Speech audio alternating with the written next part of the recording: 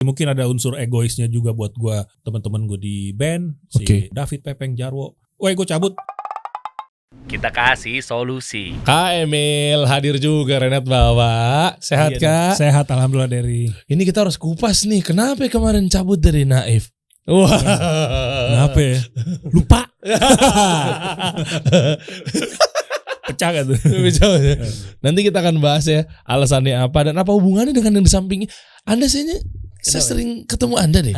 Saya mesti di situ bukan sih? Nggak, saya ada di sini. Ya nggak apa-apa dong. Justru kan gue mau tanya. Soalnya di sini ada satu pembahasan khusus yang memang ada hubungannya sesuai dengan judul kita, yaitu seputar ya percateringan, perbisnisan, perinvestasian dan lain sebagainya. Kok bisa-bisanya Kak Emil ini sekarang jadi benar-benar memantau pergerakan investasi.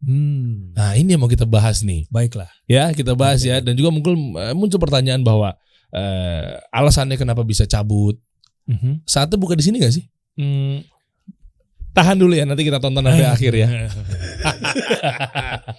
Kak Emil, ya.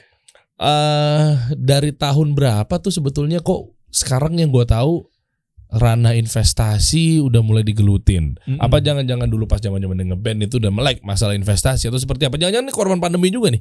Enggak juga. Kan banyak tuh teman-teman musisi kita tuh waktu itu kan gara-gara pandemi langsung pandang invest.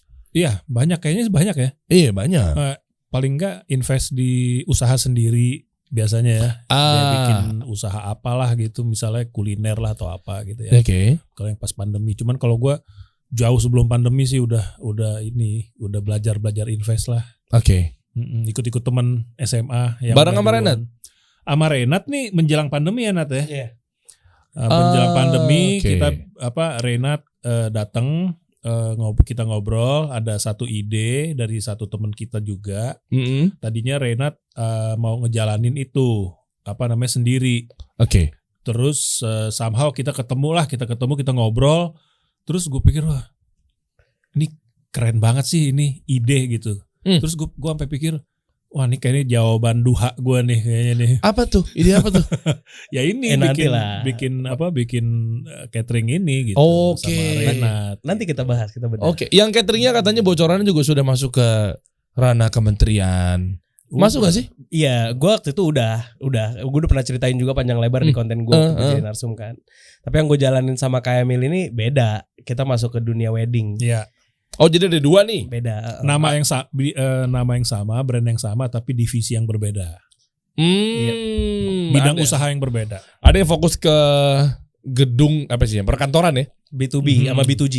Itu yang gue jalanin, yang sama Kak Emil bareng ini, yang ini Lazzetli Food and Services. Itu fokusnya di wedding dan event. Jadi kita lebih ke arah premiumnya lah. Satu-satu kita bahas. Tahun 2000 berapa Kak Emil waktu lu ngeband tuh? Gue mulainya. Oh iya. Legend lo ini lo, guru saya lo. Waduh. Guru yang tidak benar. Lo banyak lo. Kalah Nat. Gue usahanya paling bisa dihitung jari. Kasih solusi parfum. Coba kita buka Instagramnya Aldan. Coba Kak Emil 1, 2, 3 Subconnection, Subconscious, Duha Footwear, Lazzetli Food and Services, bergerak gitu maksudnya ya. Bergerak. 1, 2, 3, 4, 5. Gue cuma 2 paling 3 bonus. Tapi lo meskipun ini kasih solusi, gue nontonin lo banget ini. Masa? Iya, dan gue berhubungan sama beberapa orang yang jadi tamu lo gara-gara di sini. Gue tanya sama Renat kan, Ren, bagi dong nomornya ini Ren. Akhirnya gue kontak beberapa lah. Yang udah pernah duduk di sini dan hubungannya untuk kerjasama. Iya. Iya, gitu. Ini benar-benar solutif ya. Insya Allah mudah-mudahan ya. Dulu kalau gue inget zaman-zaman segrup sama Kak Emil di salah satu grup lah pokoknya. Itu yang inisialnya grup apa Der? RAX itu bukan? Bukan inisialnya itu ya. Bukan. Itu disebutin, Pak. Disebutin. Bukan inisial. Jadi dulu kan di radio kan ya tau lah kalau kita ngomongin dulu kan. Ini kalau gue sebut kan udah gak ada juga bandnya. Masih ada gak sih? Naif tuh masih ada gak sih? Gue bener-bener gak tahu gue. Gue bener-bener gak tahu. Naif itu masih ada apa enggak, gue gak tahu. Beneran gue gak tahu. Karena gue sih masih kontakan terutama sama Pepeng. Pepeng drummer. Sama manajer gue, sama orang yang megang keuangan di gue banyak membantu gue gitu. Cuma kan gua, gitu. bubar kan katanya. David. Ya David sih pernah bilang di salah satu videonya bahwa Naif itu bubar gitu. Cuman itu kan setelah gue keluar. Oke. Gue keluar, gue tuh keluar dari Naif gitu. Gue bukan membubarkan Naif, gue keluar dari Naif. Ini kita klarifikasi bareng-bareng teman-teman ya. Nih artinya gini, Naif yang gue tahu kan bubar. Enggak, yang lo tahu ya? Yang gue tahu. Banyak circle dan lain sebagainya gitu kan. Yeah. Nah, artinya yang gue tahu tuh Kak Emil masih di situ pada saat itu. Iya, maksudnya artinya nggak ada masalah. Maksudnya bubar udah selesai. Ternyata kan tadi gue baru denger bahwa Kak Emil Naif itu waktu cabut duluan. Gue cabut dari Naif. Gue keluar dari Naif. Terus drummer gue keluar dari Naif. Oke. Terus abis itu si David bilang bahwa Naif bubar. Abis itu manajer Naif cabut dari Naif. Yang pertama kali sebelum gue malah akuntan kita cabut dari Naif gitu. Lah kok pada cabut semua? Gak tahu ya, pasti ada sebabnya tuh. Itu dia. Kita bongkar di sini gimana? Gak usah. Ini kan kasih solusi. Tahan. Bukan kasih masalah ya. Nah, jangan. Gue dapat masalah gitu. Niatnya kesini mau udah kasih solusi. Mau dapat solusi gue. Taunya dapat masalah. Enggak, mungkin penasarannya gini aja sih. Oke, terlepas dari mau Kak Emil cabut duluan, mau Naif masih ada apa enggak, sebenarnya kan juga bukan urusan gue juga sih. Sama. Iya kan? Bukan urusan gue juga. Nah, cuma yang mau dititik beratkan di sini adalah kalau gue sama Naif mah ya bodo amat, gue nggak peduli sama Naifnya. Tapi ada Kak Emil di sini, artinya fenomena yang terjadi ketika musisi let's say cabut dari sebuah band, mindsetnya ini kan khawatirnya nanti besok makan apa? Gimana nih penghasilan nih? Nah, ya kan, atau nggak mungkin gue bisnis apa nih? Gimana caranya dapetin duit nih? Yang biasanya kan mungkin kan banyak banget gitu kan. Nah, terus itu tuh mungkin langkah itu tuh udah difikirkan. Udah. Oke. Kan gue misalnya gue cabut dari satu tempat yang misalnya misalnya asik banget gitu ya, pasti gue udah punya exit plan lah. Harusnya gitu. Oke. Nah, gue somehow rada begitu, untuk apaan aja gue punya exit plan gitu. Oke. Nah, kebetulan juga gue juga bukan tipe yang di satu dunia, misalnya kayak dunia musik gitu. Gue stay di dunia musik aja enggak gitu. Gue gue gaul sama yang lain-lain juga. Oke. Salah satunya adalah temen gue atau teman-teman gue yang dia udah kenal sama investasi, gitu. Atau temen gue yang kenal sama udah duluan memulai usaha properti gitu misalnya. Oke. Kayak Didik Subi gitu misalnya. Apa yang dia lakukan, ada tuh temen gue yang mirip kayak dia dulu tuh gitu. Nah, gue dikasih kesempatan untuk investasi di situ. Gue sempet ngebangun satu kawasan klaster di Sawangan dulu pernah. Oke. Ada juga yang gue cuma investasi duitnya doang, dia yang jalanin gitu misalnya. Nah, hal-hal yang kayak gitu yang udah gue jalanin udah sejak gue masih di Naif awal-awal gitu. Oh, ngerti gue. Soalnya berarti kalau ada stigma muncul bahwa Kak Emil cabut dari Naif, sekarang jadi kelabakan baru mulai investasi. Itu nggak bener tuh stigma itu ya. Sementara udah invest dari. Lu jangan investasi ketika lo kelabakan. Ini ilmu nih. Serem amat ya. Kita kelabakan. Duit segini-segininya dipakai buat investasi. Akhirnya jadi kalap, ntar kan gak ada hitungan kan. Oke. Ini bagus kan investasinya nih. Gitu. Ini bakal balik ke duit gue atau habis begitu aja. Nah, ini masih terbantahkan bahwa artinya dengan ada beberapa bisnis ini, artinya kan ada yang mulai dari sebelum Kak Emil cabut dari Naif dong. Iya dong. Satu-satunya yang gue mulai ketika pandemi itu adalah Footwear Factory. Yang lain itu jauh sebelum. Kayak ini nih terbantahkannya nih. Ada yang seru tapi Den. Kenapa? Lazily tuh a month before pandemi. Wow. 1 bulan sebelum pandemi. Iya. Dan Lazily itu adalah bisnis yang mati gara-gara pandemi. Nggak mati. Maksud gue industrinya itu mati saat pandemi. Mana boleh perkumpulan saat itu kan. Sedangkan bisnis wedding itu kan bisnis yang benar-benar masif kan. Maksudnya dalam arti bisa undang ribuan orang, bisa undang ratusan orang, mana boleh kan saat itu. Dan itu di luar hitungan dan di luar ini kita. Jadi kita udah bikin forecast dan lain-lain baru kayak wah ini keren nih segala macam, atau dar pandemi. Nah itu tuh. Sebenarnya pengen ngupas lebih dalam, tapi gue mau runutnya tuh bener-bener dari KML-nya ini nih. Oke. Alasannya apa Kak? Buat enggak, maksudnya artinya cabut dari Naif. Dari Naif. Gue udah pernah sampein ini sih sebetulnya. Di mana?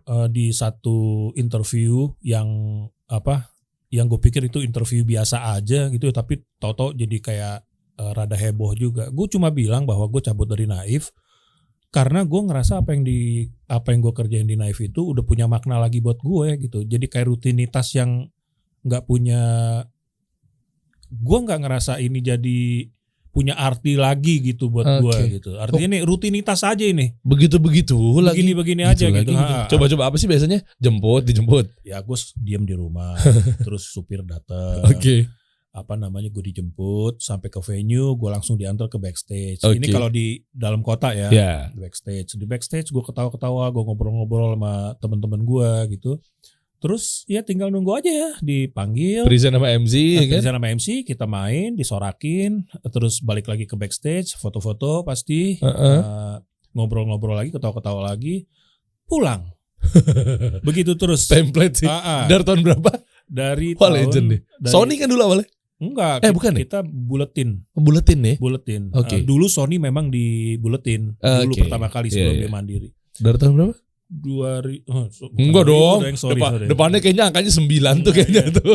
Naif 95. Sampai tahun 2000, gue sampai tahun 2020 ya. Ya 2020 berapa lama? Ya boring sih.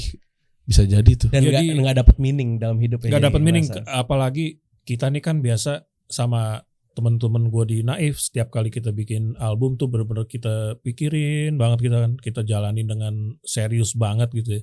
Ketika jedanya udah lama banget nggak bikin album, kita cuman manggung-manggung mengulang lagu-lagu yang sama, ini rutinitas yang sama, ritual yang sama.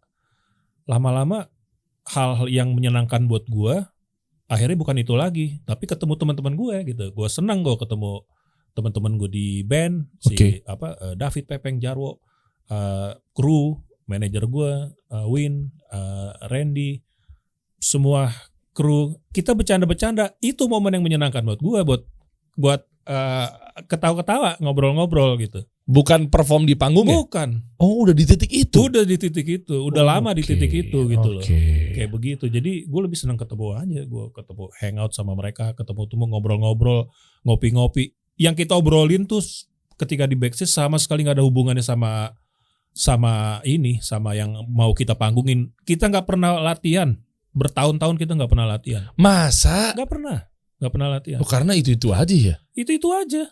Gue ngobrol banyak yang deep segala macam sama si David sama Pepeng gitu. Itu banyak yang kita obrolin jauh di luar musik atau apa gitu. Banyak banget.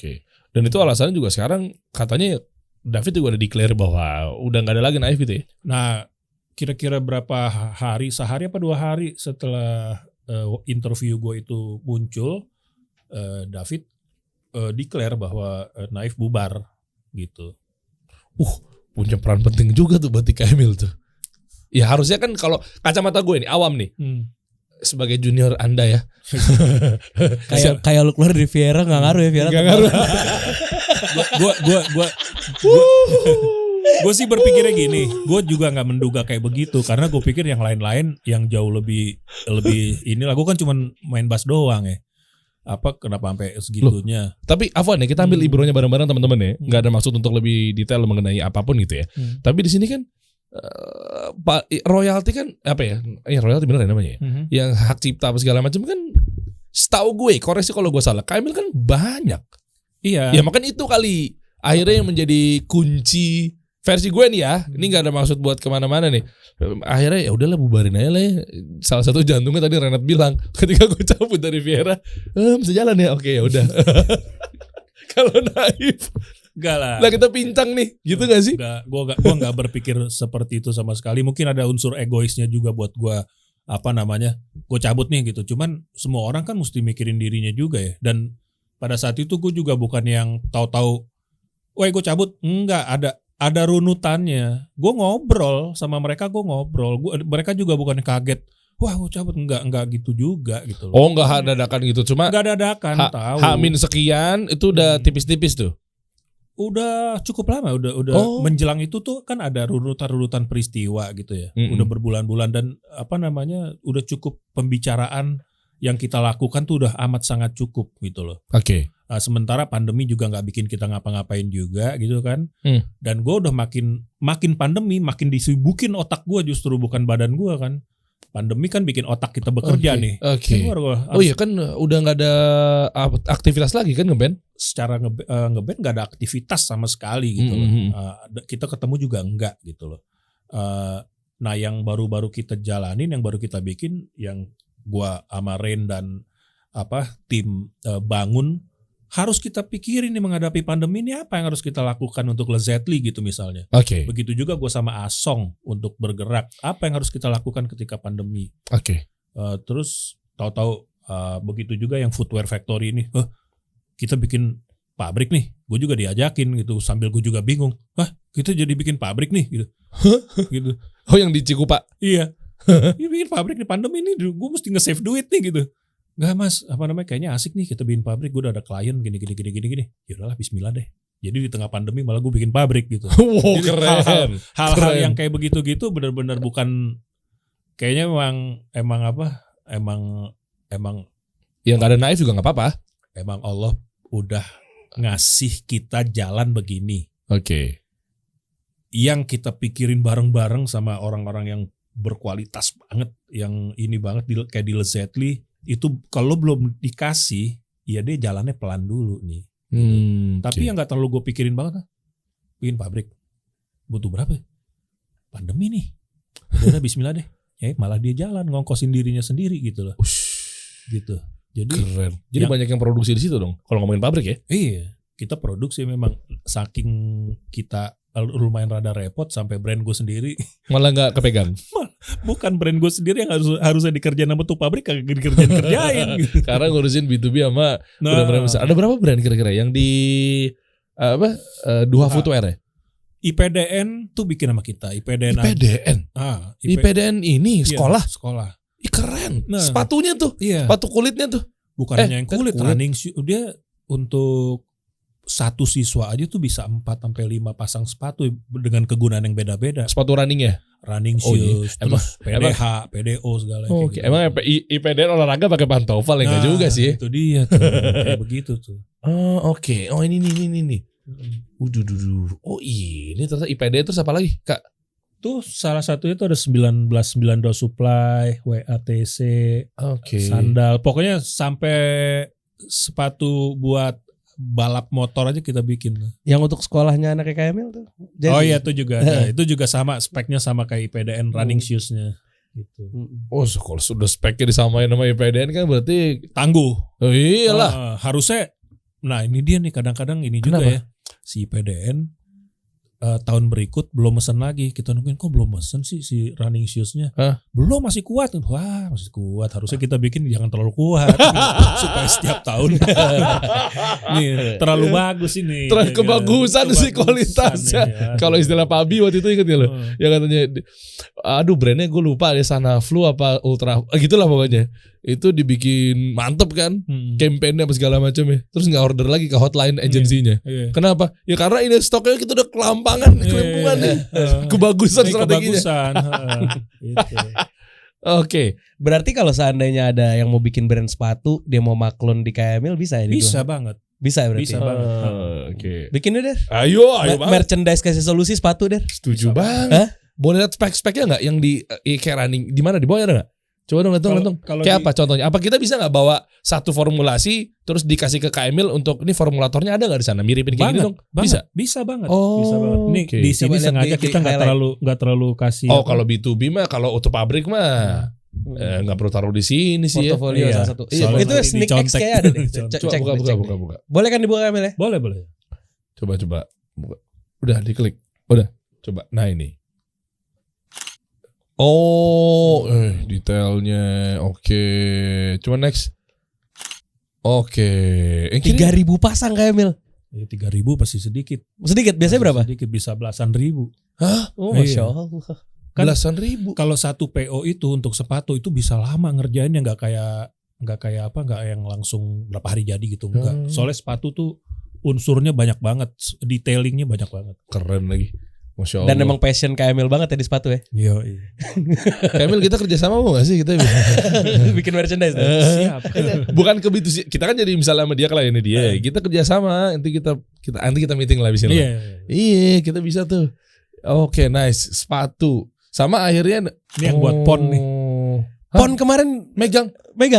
Bukan, kita bukannya megang, kita cuman salah satu dari vendor. Yang ada vendor yang oh, ini yang buat IPDN. Ikutan itu PDN. Detailnya begini dikasih sama dia. Detail adalah sama Ultrabus sama Adidas Ultrabus gimana? Berani adu gak? Berani dong. Loh, sekarang gini. Bener nih. Gini, emang yang bikin di mana? Iya bener. Nat lu lupa lo Nat. Nih maaf nih gue buka nih. Gue juga tahu. Kan yang bikin orang Tangerang juga. Gitu. Ini di Cikupa ya. Iya. Sama wilayahnya. Saja Amerika. Kita juga dioper. Lo mau beli AJ1 gitu misalnya, made in Indonesia. Air Jordan bukan di Indonesia lo beli. Lo beli di luar, lo beli made in Indonesia, bukan di Indonesia, di luar. Saking bagusnya tuh. Di Indonesia. Keren. Orang Indonesia. Dan memang kalau tapi emang bener sih, ada temen gue yang dulu ke Old Trafford, pas lagi ke Old Trafford dia beli merchandise. Murah dikit. Pas dia ke Old Trafford beli merchandise MU, dilihat di sininya belakangnya made in Indonesia. Dia bilang ngapain gue beli made in Indonesia, karena Indonesia kualitas yang terbaik katanya. Betul. Dan lo nggak bisa beli di Indonesia, nggak ada di Indonesia. Di Indonesia nggak ada malah made in Indonesia itu. Dan Adidas, Nike, Reebok itu kan juga Cikupa, Tangerang gitu-gitu kan yang produksi kan. Bahkan produksi bola kita tuh dipakai di Piala Dunia bro. Yes. Nih berarti sepatu bola juga gue ngerjain yang buat Australia. Oh iya. Socceroos. Iya. Socceroos kayak bilang bikin. Iya. Nih. Apaan nih? Klub Australia. Di sini.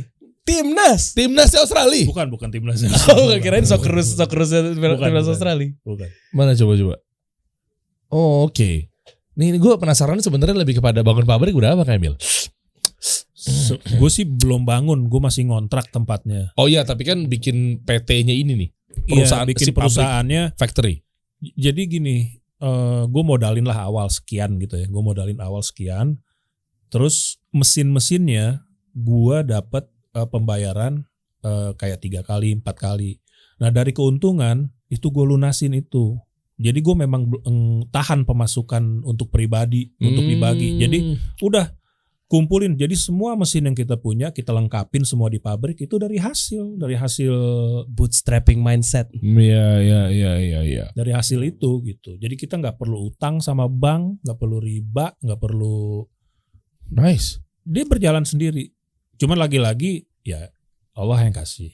Iya gitu. Dong. Oke, berarti awal tuh modal tuh kalau bikin pabrik, ini gue pengen belajar juga sih. Itu begitu pola itu bisa. Gue pikir bisa. Harus kayak lu harus punya belasan miliar, puluhan miliar gitu gak? Kalau menurut gue yang terpenting banget ketika gue iyain untuk investasi membuat pabrik gitu ya, itu partner gue yang benar-benar dia amat sangat mengerti. Lo bikin pabrik, lo harus paham banget untuk lo bikin pabrik.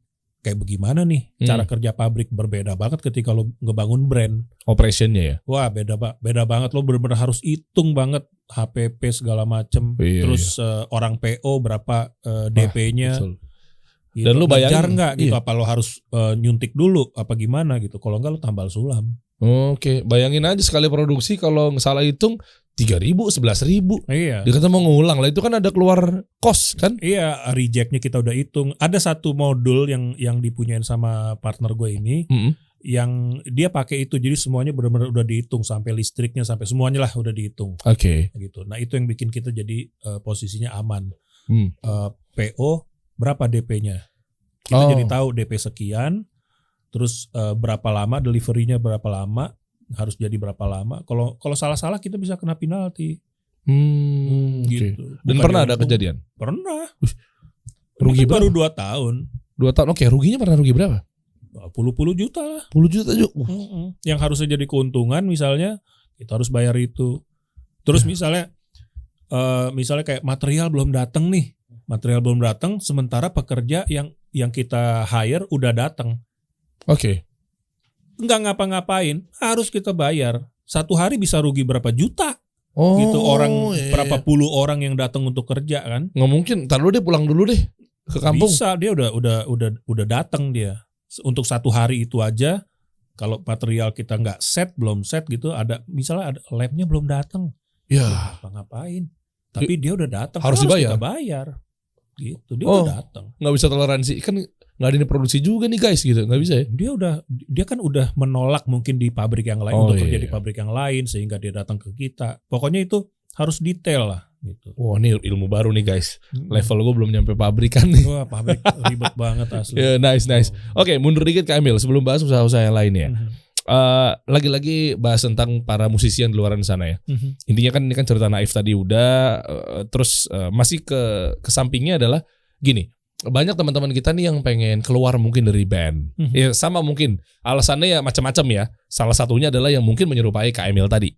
Yang mungkin jenuh, udah gak ada makna lagi, ya kan? Nah, gimana tips buat teman-teman kita yang berpikir bahwa ketika gue jenuh, apapun alasannya ya, mau jenuh kayak mau ini, kayak mau AIO, macam-macam gitu kan? Mau mungkin yang teman-teman di luaran sana yang mungkin punya band cabut karena hijrah apa segala macam. Itu tuh gimana tipsnya agar dia tuh merasa ternyata kan kayak tadi kita ngobrol di off air, begitu cabut sama-sama aja gue dapet brand ambassador juga sih. Nah itu tuh mungkin ada yang nggak nyampe takutnya Kak Emil kesana. Taunya tuh kayaknya tuh itu lu kali brand ambassador keluar dari band. Ya kan banyak. Kalau Kak Emil kan usaha bikin pabrik, bikin brand ambassador dia ngomongin diri sendiri kali. Biar ada yang masuk kali brand lagi tambahan kali Kak Emil. Masih ada slot sih. Ya masih banyak lah. Endorse, bisnis banyak kan. Cuma ada yang buntu. Nah itu gimana cara mungkin nyemangatin teman kita yang ada di sana? Gue bukannya mau ngajarin atau kayak gimana, cuman kalau yang berlaku di gue, gue ngerasa setelah gue ngejalanin gitu ya, apapun yang bidang lo sekarang, lo harus sempetin diri lo untuk invest. Lo mau dokter kayak, lo mau apapun lah gitu, lo mau pengacara, PNS atau apa gitu ya, lo polisi, lo tentara, apapun lah gitu ya, lo sisihin penghasilan lo untuk investasi sekecil apapun gitu. Lo investasi. Nah investasi ini lo cari deh, lo akan menemukan keasikan sendiri, nemuin bentuk-bentuk investasi, jenis-jenis investasi, apa aja yang lo suka gitu. Misalnya ada dokter yang doyan banget sneakers gitu misalnya. Iya. Kenapa lo nggak mungkin bikin brand sneakers gitu, lo invest di situ.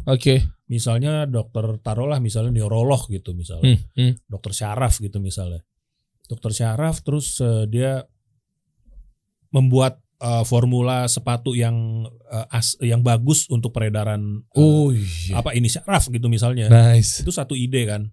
Nah dia dokter syaraf, dia udah personal brandingnya udah kuat. Yes. Kan?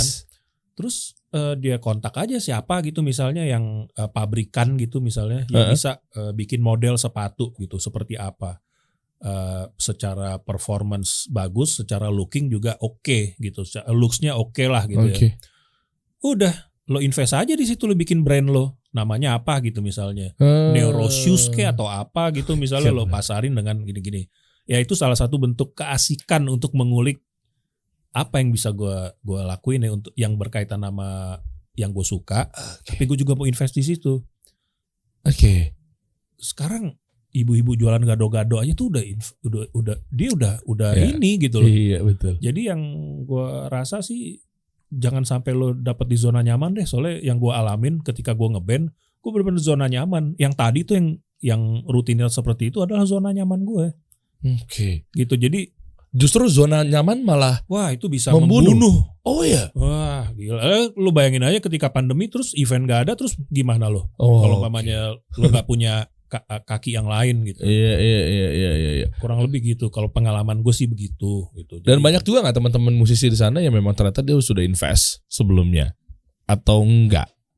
Gue jadi lupa ya. Soalnya gue sempet kok gue ngajak teman-teman gue juga di Naif waktu itu, gue buat investasi dulu. Gue pernah investasi di alat-alatnya buat alat-alat berat buat batu bara dulu tahun berapa lah gue lupa gitu. Oke. Nah itu lumayan menghasilkan buat gue gitu. Gue sempet sih ngajakin ini nggak apa namanya mau ini, cuman tipikal anak band tuh memang hari-harinya dipenuhi sama nada, aransemen, mixing apa segala macam kan, manggung segala gitu. Oke. Agak sulit memang buat masuk ke situ sih. Oke. Iya, cuma kan mungkin banyak juga gini. Kenapa nggak ambil sisi jadi kerja di belakang layar waktu pandemi? Ini versi pertanyaan dari gue sih sesimpel itu. Kan banyak kan mungkin dia jadi banting, nggak perlu banting setir terlalu patah deh. Ya mungkin masih di ranahnya gitu kan. Kenapa nggak ambil itu Kamil? Gue ketika pandemi gue nggak ngerasa ada perbedaan hidup gue. Sound engineering enggak ya? Oh di situ. Apapun itu mixing. Gue sempet sih, gue masih ada studio di rumah yang gue sempet pikir apa gue buka studio VO apa gitu. Cuman gini, gue punya kesibukan yang sama ketika gue masih ngeband. Ngeband tuh kan cuman ngambil waktu beberapa jam di dalam sekian ini gitu, di antara yang gue kerjain di sini gitu loh. Pala gue udah penuh sama urusan pabrik, urusan catering, investasi di catering, urusan bergerak sama Asong gitu. Wah gila. Belum lagi ketika pandemi kan harus anak-anak sekolah di rumah harus lebih. Waduh. Asli di rumah tuh sekolah. Belum nanam cabe. Belum. Emang nanam cabai di rumah? Bagus, ini ikut arahan Pak Luhut Binsar Panjaitan nih. Masya Allah. Jahe, kunyit, iya. Numbuh. Salam numbuh. Emang bisa dimakan sendiri deh. Gue ngeliat Kamil lagi bikin story ini cabai hasil tanaman gue. Hari ini actually gue nyuruh orang buat nebang pohon salam karena udah lebih tinggi dari rumah gue. Oke. Tuh daun salam tuh gue masak nasi aja pakai daun salam metik. Keren. Seru deh. Masya Allah. Iya. Random banget hidup gue. Ya udah pada jalan pabrik-pabrik, nyantai aja berkebun di rumah. Ya itulah namanya investasi. Kan kita nggak mesti pinter segala hal kan. Cuman yang paling penting banget itu adalah kita berpartner dengan orang-orang yang amanah gitu loh. Oke. Orang yang amanah kita tenang. Siapa contohnya misalnya di sini? Maksudnya kenapa kepilih dia? Ini tips nih menarik. Bagaimana cara memilih partner untuk berinvestasi di sebuah unit bisnis gitu? Ya kita kita yang paling gampang justru kalau gue nih, wah dia ibadahnya bagus gitu, ibadahnya bagus, dia pasti takut bikin macem-macem. Antara satu sholat sama sholat yang lain kan mencegah keji dan munkar kan. Iya. Masa sih dari sholat ini ke ini terus dia mau apain gue gitu atau siapa? Gitu. Hilang tuh ntar tuh takutnya tuh pahala-pahala yang udah dia raih gitu ya. Itu salah satu indikator yang memudahkan gue. Orang punya banyak lah indikator untuk berpartner sama siapa gitu. Cuma kalau gue ini, gitu. Gue itu amanah. Terus dia punya kapabilitas di situ gitu loh. Dia ngobrol, kita kan ngobrol ya. Terus dia tahu dunia yang mau digelutinnya apa gitu. Oke. Ya kurang lebih di situ deh. Kalau itu pun kalau umpamanya kita mau ngebangun bareng, apalagi kalau dia udah menjalani itu sekian tahun gitu. Lebih enak lagi tuh memang dia ekspertis di bidang itu. Iya, kayak gitu. Mantep. Kitanya juga jangan kalap ngeliat semua orang kita pengen invest di sini, invest di juga. Itu udah harus kita ini sabar-sabar lah. Sebenarnya gue penasaran nilai investasi yang udah dituang ke pabrik itu berapa? Habis berapa tuh Kamil? Lumayan cuman jangan kepancing kayaknya. Lumayan cuman gue udah sejak berapa bulan nggak nyuntik lagi. Lah ngapain nyuntik lagi kalau ini udah jalan? Iya, udah jalan itu kan. Iya, artinya beberapa hal misalnya kayak ini karena ini juga baru 2 tahun kan. Kan pabrik kan urusannya sama mesin. Oh iya, mesin besar. Alat-alat mesin-mesin yang harganya puluhan juta kan? Nah, itu kan. Ketahuan kan, berarti kan mungkin kadang-kadang untuk pesanan tertentu kita harus punya mesin ini. Lah terus ngapain? Ditunda. Beli mesin itu tapi nggak kepake lagi besok belum tentu. Betul. Makanya kita harus punya karena kita udah hitung ini bakal kepake terus. Alat yang ini bakal kepake terus. Dapat harga yang bagus. Udah kita deal deh sama yang punya barang, yang punya alat. Boleh nggak kita bayar berapa termin gitu. Kalau PPD ngasihnya misalnya 3 termin, 4 termin, seneng banget. Masuk nih gitu untuk PO berikut. Tapi kalau cuma dikasih kayak 2 termin gitu, terpaksa gue harus harus taruh dulu. Ini kan Iya. buat kesinambungan nanti. Bener, soalnya ngaruh ke cash flow ya. Banget. Kalau Ngaruh terminnya terlalu dikit gitu istilahnya kan. Belum lagi muter. Nah, terus dari situ nyambung tuh ke Lazzetly. Atau ke subconscious dulu, atau ke bergerak, atau gimana? Subconscious tuh ide yang udah udah sejak 2016. Udah duluan tuh ya. Nah ini. Dari mulai ide sampai develop gitu. Itu website ada isinya nggak? Belum Belum di develop tuh. Belum Oke. Tapi domainnya udah diamanin ya. Domain udah diamanin. Oke. Coba cerita tentang Lazzetly nih. Kenapa bisa bareng sama partner saya ini? Anda kan juga di sini juga kan? Saya di sini, gue lagi bingung dari kenapa lu nggak dudukin gue di situ ya? Justru kan gue mau nanya, lu jadi narasumber. Alasan lu apa sih? Alasan gue kan Lu nggak mau di sebelah lu lama-lama kesaing sama gue, terus lu mundur dan gue yang jadi host utama apa gimana sih? Bukan bro, kan gue nanya. Kalau di depan gue kan artinya kan lu menjadi penjawab. Oh gitu. Gue penanya. Oke. Bener dong. Oke. Masa lu nanya sama Kak Emil, sementara bisnisnya lu sama, lu ngobrol aja di rumah. Jadi udah pada tahu. Jadi cerita gue kan lu tahu, di dalam ngejalanin apa-apa kan gue selalu berpartner. Oke. Salah satunya. Tadi Kak Emil nyinggung tentang amanah, dan amanah tuh bener deh emang. Itu salah satu yang selalu gue jaga. Ya emang sulit banget. Itu kayak lu jalan di atas mata pisau sih. Bener-bener kalau nggak hati-hati sobek gitu ibaratnya. Oke. Mungkin jelek ya. Saya lagi nungguin tuh. Maju sih jelek ya. Coba Anda yang jago nulis lirik Kak Emil udah bagus belum tadi? Udah bagus belum suka. Seperti jalan di atas mata pisau. Maksudnya saya lagi nyari itu Gimana ya? Jangan itu deh. Jalan diulang. Saya lagi nungguin. Ini pepatah, quote apa dalil? Dalil juga saya nyari yang mana ya? Ternyata apa yang maksud Anda tuh yang mana? Jadi bener amanah tuh salah satu yang gue jaga. Lu bayangin deh, di tengah pandemi waktu kan gue pernah cerita di saat cash flow gue lagi kering-keringnya, lagi segala macam, abis yang ketipu dulu dan lain-lain segala macam. Sama siapa ketipunya? Udah Yang ini udah berapa kali? Ini udah berkali-kali deh asli deh bener-bener. Inisialnya A. Maksud gue nonton yang itu. Oh itu nonton. Kan gue gak bilang kalau itu adik kelas gue. tuh kan lu gini. Maksud gue di tengah dari kayak gitu, lu tahu nggak currency gue di saat pandemi apa? Oke. Apaan? Lu percaya gue kan? Dan dengan itu gue bisa bangun usaha-usaha lagi. Oh itu gue lo bisa lakuin bangun iya. Yang lo lakuin kontak gue itu kan? Lu percaya gue kan, Der? Dan lu percaya sama gue kan? Percaya. Jadi kan? Jadi. Alhamdulillah atas izin Allah. Iya. Tapi itu amanah tuh bener-bener, sehingga akhirnya jadi nafas kita bersama. Kayak Emil juga seperti itu, ternyata amanah yang jadi hal paling dasar di kita. Ya makanya kita bikin usaha bisa berjalan nih, alhamdulillah nih. Dengan apa? Ya udah kayak Emil, kita percaya, walaupun di dalam itu bukan percaya buta. Tapi di saat itu gue tuh pitching ke Kak Emil juga salah satunya. Oke. Jadi waktu itu tuh gue bikin Lazzetly kan biasa udah jalan di B2B dan B2G. Nah habis itu gue pengen bikin di market wedding. Oke. Sedangkan di market wedding itu butuh branding yang lebih masif dibandingkan gue main di B2B atau B2G. Kalau main di B2B kan gue udah pernah cerita bahwasannya kita asal punya portofolio, harga kita masuk, spesifikasi kita masuk. Ya kayak Emil seperti yang di Dua Factory juga gitu kan. Spesifikasi masuk, harga masuk, segala macam masuk. Insya Allah kita bisa bersaing di situ. Tapi kalau misalnya catering wedding ini kan masuknya ke customer kan. Sedangkan customer itu perlu trust. Siapa lu mau ngelayanin wedding gue gitu kan.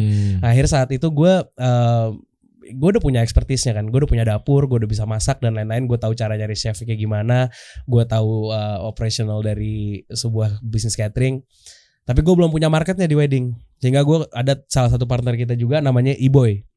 Iboy gue kenal, Iboy IO kan, Iya, WO kan. WO. Nah dia itu salah satu ya banyak aktif di dunia wedding.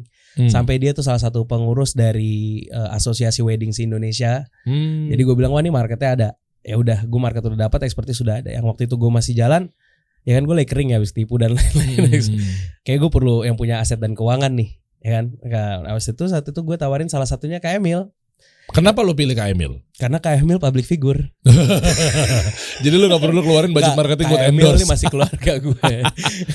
Emang masih keluarga, bangsa Arabnya sama? Enggak, tapi kita masih keluarga. Jadi Kak Emil apa sih bangsanya? Al-Hajri. Al-Hajri. Oh Iya. lu bin Hikmah Alwini. Hikmah. Bin Hikmah. Ibu gue Alwini. Oh iya. Nah anyways akhirnya karena Kak Emil juga keluarga, terus juga ngobrol, akhirnya Kak Emil tertarik banget sama bisnis yang kita persiapin dari decknya dan lain-lain, financial projectionnya dan lain-lainnya. Ya udah akhirnya kita berjalan bareng dan jadi nih Lazzetly Food and Services. di situ. Tapi memang saat itu gue bilang sih ini market ini nih bakal gede antara dua. Kalau nggak investor gue ini seorang yang dekat sama lingkup pejabat yang pemerintahan, bukan pemerintahan ya, pejabat kan sering pesta kalau pejabat. Oke. Atau enggak dia public figure yang bisa ngangkat dari brand itu tersebut. Tapi ternyata ya gue paling nyaman sama Kak Emil di antara semua yang gue tawarin. Oke. Kak Emil pun alhamdulillah, insya Allah Kak Emil semoga nyaman sama kita juga Kak Emil. Insya Allah. Kita bareng-bareng akhirnya jalan. Itu di Lazetly, dan sisanya mungkin bisa dari sudut pandang Kak Emil lo tanya, karena gue udah pernah cerita dari sudut pandang gue. Nah, gimana tuh Kak Emil? Maksudnya kenapa menerima tawaran dari Renat Fuad? Enggak ada pilihan lain. Kak Emil kita harus kuat, jangan sampai diadu domba ya. Udah tahu di arahnya, udah biasa Renat. Memang gak ada pilihan lain atau seperti apa? Enggak, pada saat itu gue gue emang nyari, dan itu gue pikir wah ini keren banget. Gue gak kepikir sama sekali kan. Orang wedding setiap hari orang nikah. Oh iya sih. Iya kan. Terus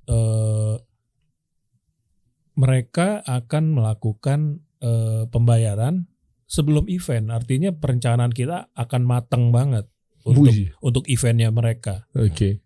Nah, terus Renat dan abang-abangnya Alves dan Efrat ini dari gue kenal gitu loh. Artinya gue kenal, bukan orang lain, tapi mereka secara profesional loh, bukan secara kekeluargaan datang ke gue gitu. Mereka dia menyiapkan semua proposal, visibility-nya kayak bagaimana, dan nggak muluk.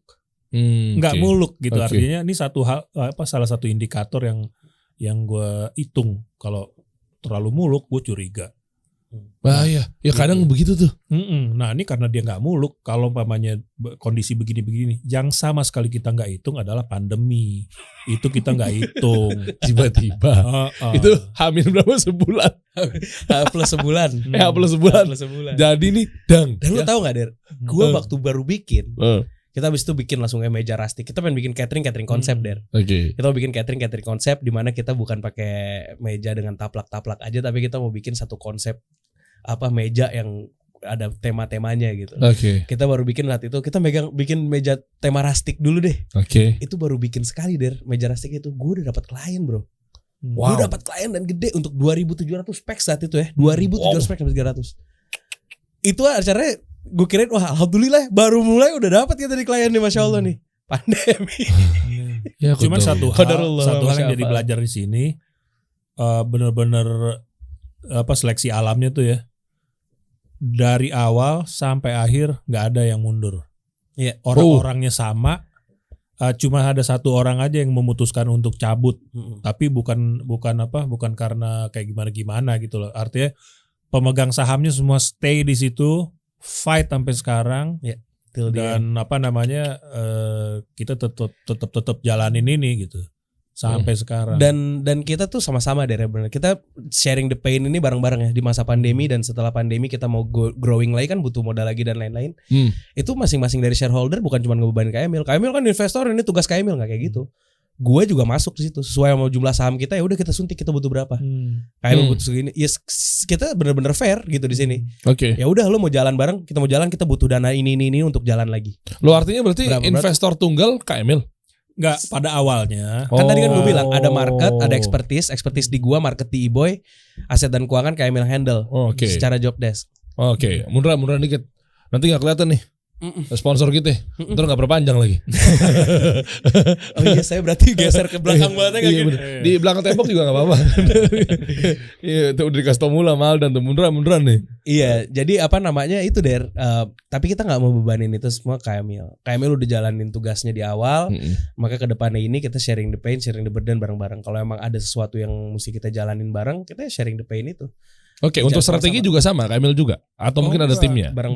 Justru gue yang paling minim. Artinya waktu awal, waktu mulai bikin kayak logo, brand identity-nya gitu, gue terlibat banget. Oke. Tapi untuk hal-hal yang lain, kita udah tim yang benar-benar kita percaya lah. Ada CEO-nya, ada orang keuangannya. Strategi setiap kali kita mau bikin sesuatu, kita ngumpul bareng semua. Gitu. Semua pemegang saham ngumpul, kita diskusi. Kadang-kadang kalau mamanya lagi ngomongin tentang brand segala macam, ya udah gua Renat sama Iboy kita ngobrol deh bertiga. Ilmu-ilmu yang Renat dapat dari kasih solusi dari terus dari enggak lah. Sama lah. Gue belajar dulu gitu, kita gabung. Apa ini yang kita mau angkat di sini? Apa yang jadi jadi kelebihan kita apa sih gitu? Oke. Dan kepake nggak ilmu DKV itu di sini?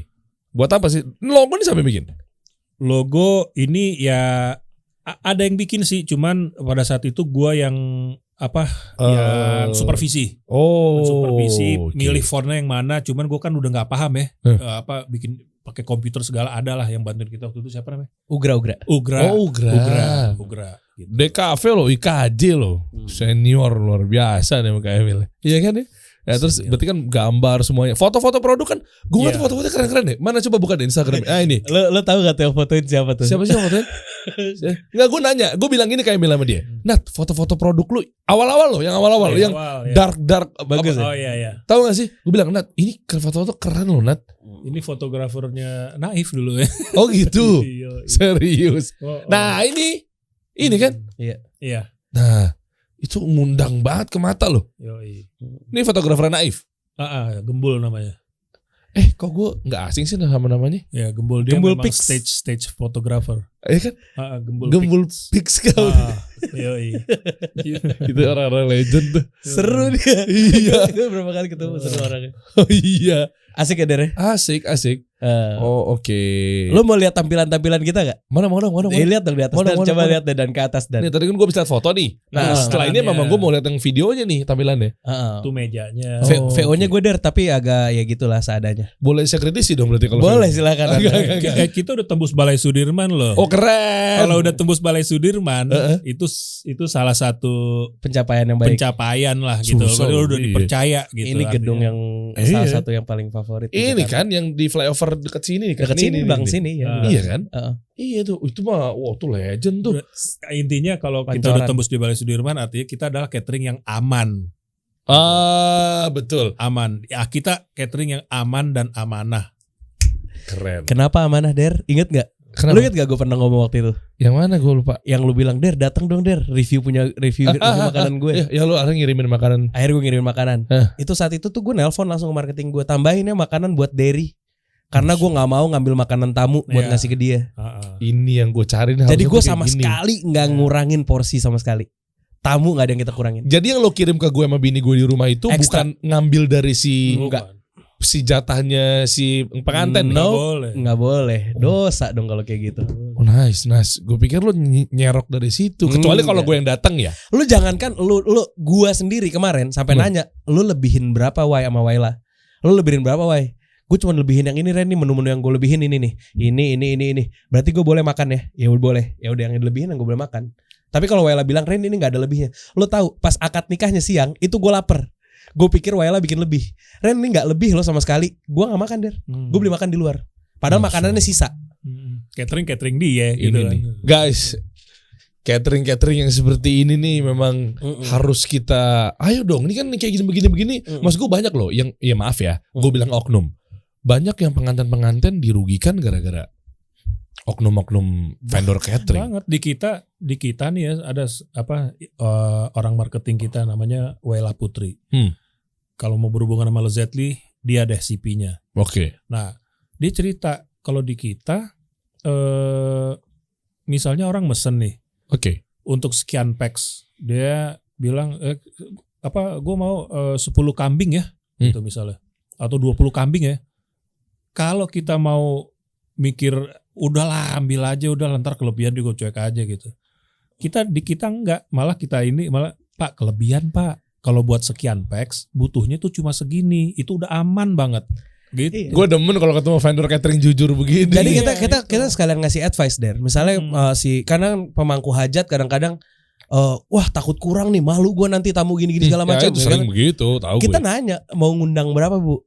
saya ngasih nyebarin misalnya 1.000 undangan. Oh kalau 1.000 undangan berarti kita kali sekian. Berarti nanti untuk buffetnya sekian. Ada untuk stolnya rumusnya. sekian. Itu tuh ada rumusnya. Ada rumusnya. Jadi kita nggak bilang ya biarin makin banyak kan gue makin cuan. Iya. Tapi nggak kayak gitu kita. Karena apa? Gue nggak mau juga gue dapat uang tapi mereka akhirnya jadi makanan yang tabdzir, yang jadi mubazir dan lain-lain segala macam. Ya walaupun insya Allah ya bisa dibagiin makanan itu, tapi kan tetap kan lebih baik kalau kita ngasih jatah yang pas gitu mereka gitu. Jadi mereka nggak membuang, karena untuk hajat itu kan nggak cuman makanan, ada banyak banget dekor segala macamnya banyak banget kan. Apa yang mesti dikeluarin gitu. Kalau misalnya dia bisa alokasikan budget itu dan bisa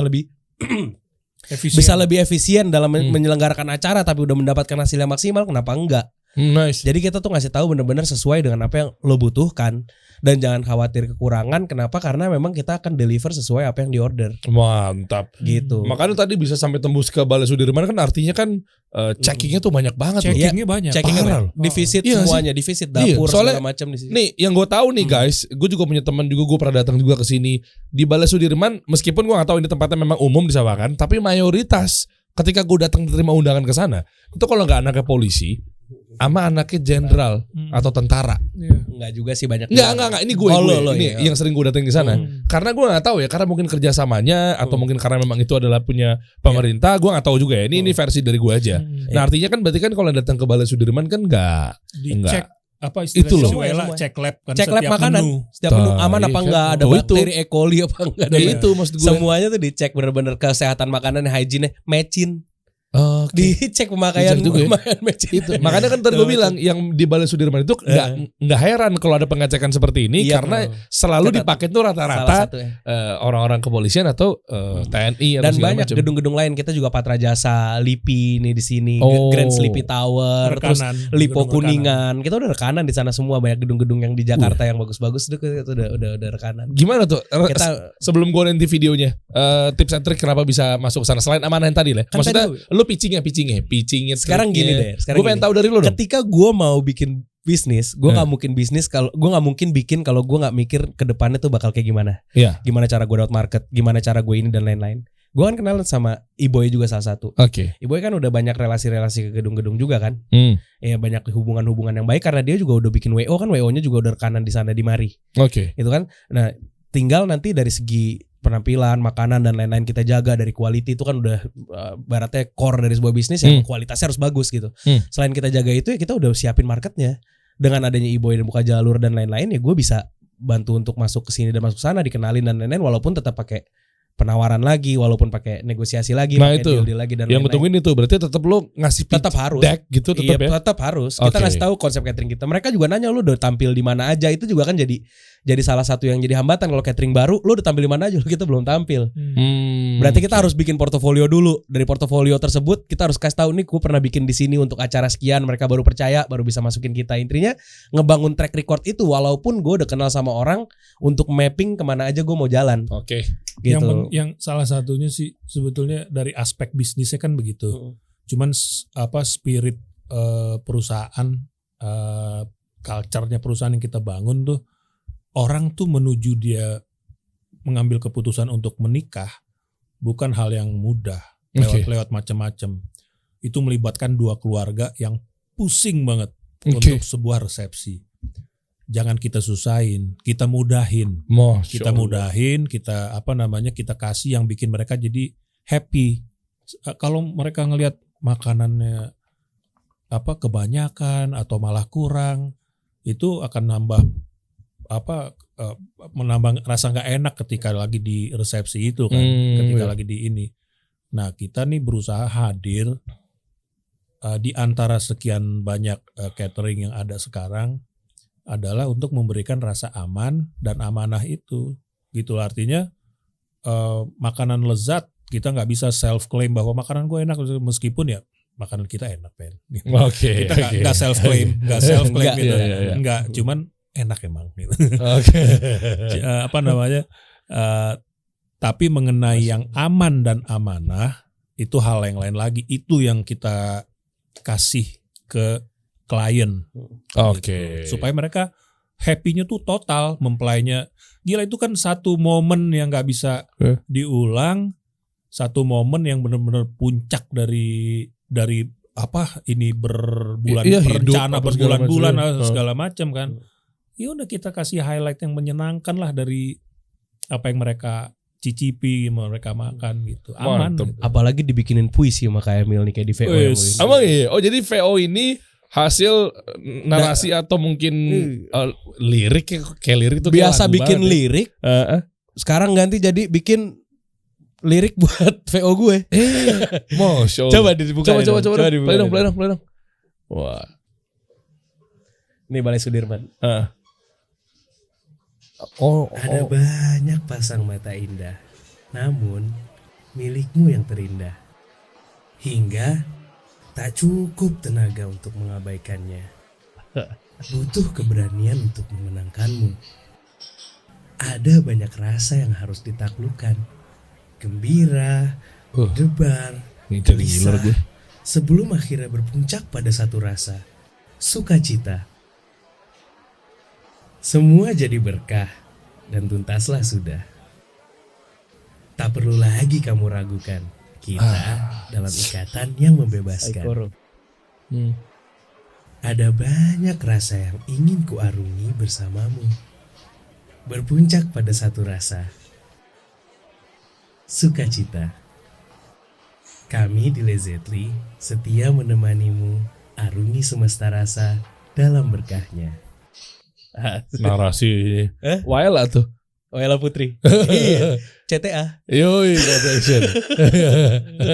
Ini bikin untung gak ada gonceng-gonceng gitu ya. Bagus tuh. Masya Allah. Gimana kita ngejam aja Pak? Ya, jangan. Saya mau ngisi VO-nya aja kalau perlu.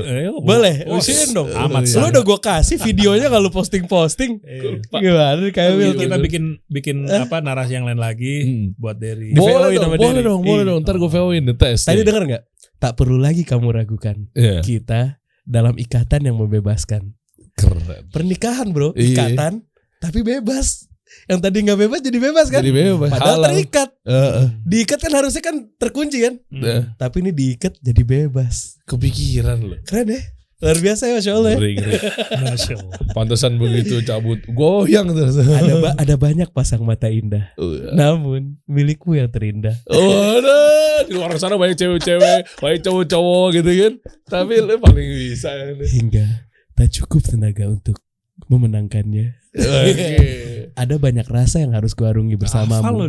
Hafal dia. Kambing guling, nasi mandi, iya. Terus apa lagi? Beef saikoro. Itu rasa semua kan? Iya. Lalu berpuncak pada satu rasa, sukacita. Luar biasa Bapak yang satu ini. Iyalah, makanya tadi gue bilang tadi di awal begitu beliau cabut goyang. Kalah.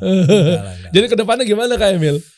Coba dong lihat dong subkonnya bergerak belum dibuka. Gue pengen lihat dong. Topi lu bagus Der. Iya ini katanya sesuatu yang akan menggebrak dunia di bulan November terkait dari topi yang saya pakai nih Kak Emil. Mudah-mudahan tergebrak ya. Mudah-mudahan gue bikin bergerak juga nih. Ini burger yang burger ya. Burgernya apa yang membedakan dengan burger lain nih Kak Emil? Yang membedakan Petinya kenapa? Iya petinya spesial bikinan Asong dan istrinya. Itu peti yang dibikin dengan ciri khas tertentu lah. Dia ada beberapa rasa, ada rendang, ada rendang. Burger rendang. Burger rendang. Keren. Serius.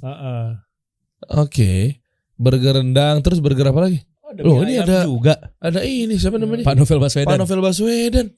Bener gak sih? Tahu kan? Iya. Sampai ke beliau Masya Allah. Burger anti korupsi katanya. Oh iya. Jadi ini harusnya para koruptor makan beginian nih, langsung sadar tuh. Ini Rocky Gerung kan sih? Apain? Apa? Rocky Gerung kan sih? Coba bukan. Tapi gue suka dia. Pak dosen lo ini. Om Rocky Gerung. Saya ngefans sama Om. No Rocky no party. Coba demi ayam juga deh, demi ayam. Mana sih mie ayam? Oh iya. Mie ayam. Oke. Ini varian-varian. Lah ini apa? Yang ini? Kayak kue sus gitu? Roti. Kok kue sus sih? Dari jauh gue pikir kue sus. Roti bluder. Oh, oke. Empuk tuh ya. Sohi burger. Bluder. Oke. Nah, harusnya kita cobain nanti kita di GoFood ada nggak? Ada sih, tapi nanti si Song, kirimin Song. Wah, nggak usah kita order aja. Tapi kalau mau tukar exposure nggak apa-apa. Bisa. Jurus gue. Gimana nih, ada sesuatu nih ini. Oh, iya kan? Subcon. November mau ada apa, Kak Emil? November mudah-mudahan setelah mundur beberapa kali, mudah-mudahan si Subcon ini, Subcon Shoes nih. Oke. Dia bisa mulai rilis. Apa launching untuk special editionnya atau apanya nih? Semuanya. Rilisan pertama itu running shoes shoes dari Subcon. Dia ada 3, insya Allah akan ada 3 colorway. Apa sama apa?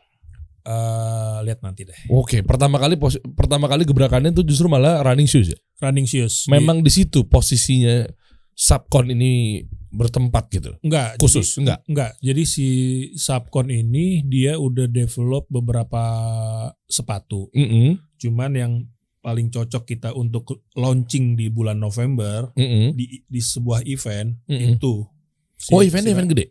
Eventnya lumayan agak gede sih. Makanya ngincer momen di situ tuh. Nama variannya tuh namanya Striver tuh tulisannya gimana?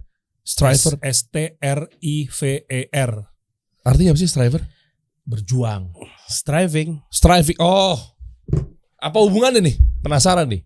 Jadi si running shoes ini ini di-develop benar-benar dengan treatmentnya itu seperti mendevelop sepatu lari buat atlet lah gitu. Jadi udah sekelas atlet.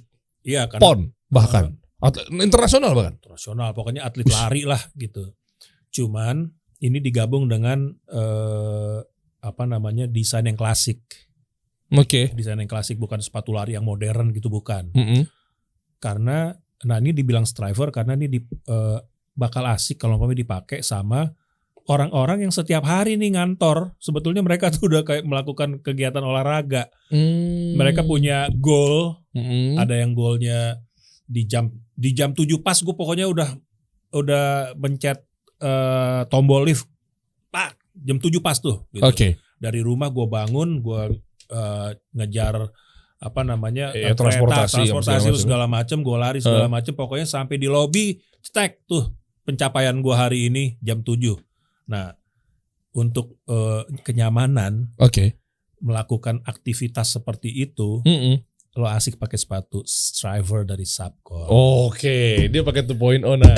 Strategi marketingnya. Akhirnya yang dilakukan perilaku sehari-hari orang berangkat ke kantor, tepat di jam 7. Secara nggak sadar ternyata dia olahraga melakukan aktivitas yang benar-benar bikin bergerak seluruh badannya. Lu perlu sepatu yang asik lah. Oke. Nih gue tangkap nih, berarti kalau untuk kantoran juga pakai, artinya sepatu buat tampilan secara looks-nya itu adalah kantoran, dipakai kantor? Enggak. Tetap sepatu lari. Dia tetap dia itu targetnya itu sekitar dari umur 15 sampai 25. Oh, muda ya. Oke. Lu udah enggak boleh, Der. Oh iya betul. Saya mau bilang targetnya, tapi kadang-kadang kita malah kena di luar target juga. Itu lebih bagus lagi buat kita. Bener, itu kan waktu dibilang sama Pak Abi, ketika kita ada di level yang memang strateginya menyasar pada perilaku. Sekarang gini, Bonge SCBD umurnya di bawah 20 tahun. Enggak beneran. Dia beli iPhone. Oke, semangat dia beli iPhone untuk membuat konten apa segala macam. Tapi kan umur-umur Pak Abi juga beli iPhone juga. Iya. Artinya sama-sama melakukan perilaku yang sama untuk aktivitasnya, mungkin dia posting foto konten sehari-hari dengan kualitas gambar yang kayak mungkin yang iPhone punya doang gitu kan. Kalau menyasar pada perilaku itu semua kalangan bisa masuk. Bisa masuk, betul. Perilaku tuh kuncinya. Kalau kita fokusnya pada produk ya, atau mungkin itu ya target marketnya ibu-ibu doang, mama doang, jadinya kayak begitu. Betul. Pokoknya apa aja yang lo lakuin aktivitas, lo juga punya target. Target tuh juga kadang-kadang nggak terlalu muluk-muluk amat gitu. Iya. Udah lo pakai itu sepatu yang cocok buat itulah gitu. Buat kegiatan sehari-hari lo. Umur 15 sampai 25 kerja aktivitas. Umur 30 kerja, kuliah. Oke, ini ya. Ya ininya sih awal-awal kemarin. Teasernya di sini ya. Tadinya kita mau launching di bulan Agustus. Jadi kita udah mulai ngeluarin ini. Oke. Nah, cuman karena kita mundur ke November, kita hold dulu deh gitu. Suka banget desain-desainnya, logonya siapa yang bikin nih Kak? Logonya Demen gue. logonya tuh ada tangan gua, ada tangannya Andri Lemes. Andri Lemes. Ada tangannya Andri Lemes juga. Dia yang menggabungkan huruf C sama O di situ. Oke, coba kita buka. Nah, Oh, awalnya gue yang bikin fontnya segala macam. oke. Terus Andri Lemes kasih poles di huruf C sama O, dia gabung. Terus partner gue di pabrik bikin logo sirip itu di atas. Oke. Terus huruf U itu ada satu orang lah, si Vincent namanya yang bikin jadi seperti itu huruf U-nya. Vincent mana nih? Ada Vincentius namanya dia. Oke. Apa namanya? Saya pikir Vincent Rompis. Bukan. Oh, bukan. Bukan. Kan sama-sama basis juga tuh. Ayo. IKJ pula lagi. Iya.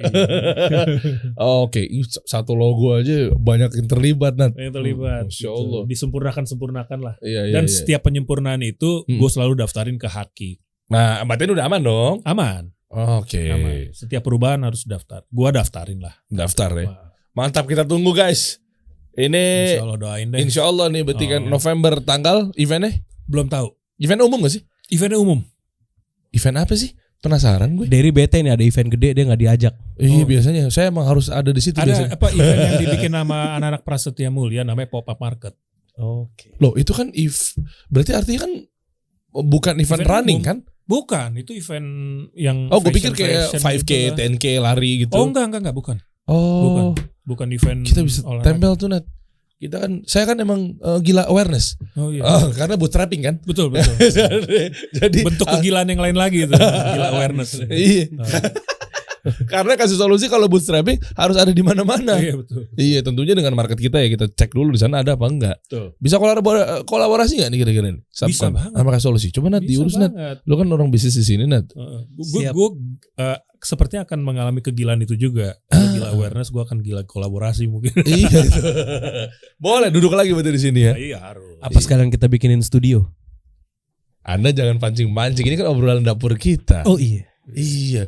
Bakal ketahuan dong kalau nanti Kak Emil akan hadir di satu channel. Udah, jangan dibilang-bilang sekarang. Aduh. Kita tunggu aja ntar ya. Ada apa sih kira-kira nih? Ada apa ya? Kalau bakal sering-sering tampil ke sini, artinya kita lagi teaser ya. Sementah itu kita ngomong ya. Kita tunggu ya. Kita kasih solusi.